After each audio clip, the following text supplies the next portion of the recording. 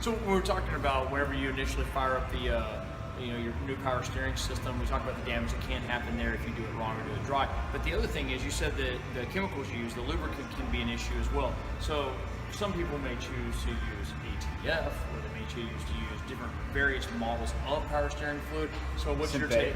What's the take on your? How do you see it? Okay, so transmission fluid is used. That's what was in yours. Okay, it was all red stuff.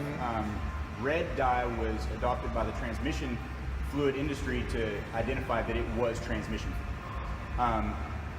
If you ever driven a standard transmission that the rear main seal was leaking oil and it got on your clutch, it would make your clutch slip, right?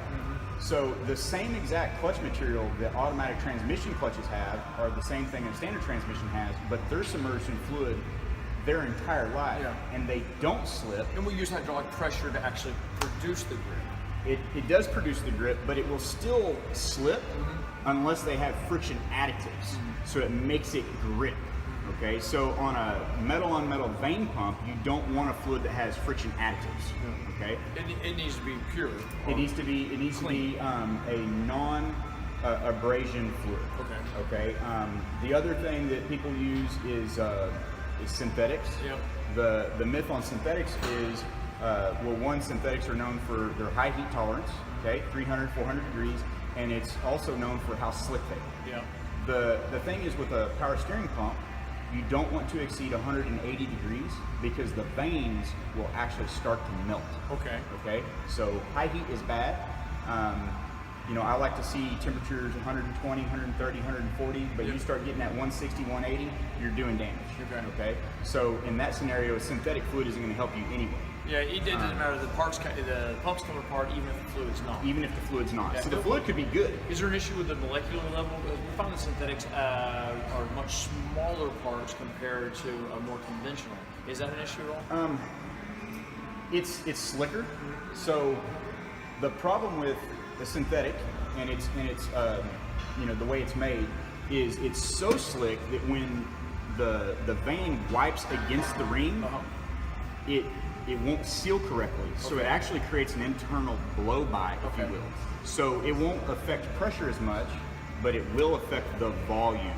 Which is what the conversation we had earlier is we're really after volume, because we can look at volume as the torque and then horsepower is the pressure, and we've got enough horsepower to get it done, but we need to do more work, which is the torque. We need more volume. Exactly. Yeah, and when you increase your pressure, you're also increasing your heat. So if you can lower your pressure just a little bit and increase your volume, you'll get better performance and you'll have less heat. It'll last longer.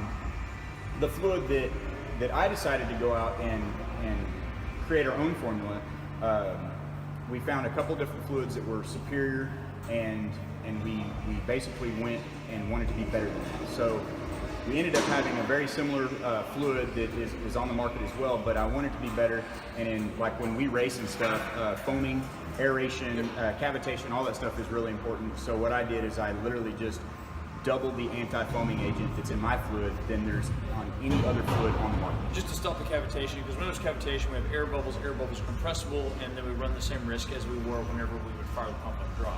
That's right. Air is bad. Yep. So that's my take on the fluid. Non-synthetic, good quality fluid. Your house brand stuff is really poor. Anything with a red dye is a really poor.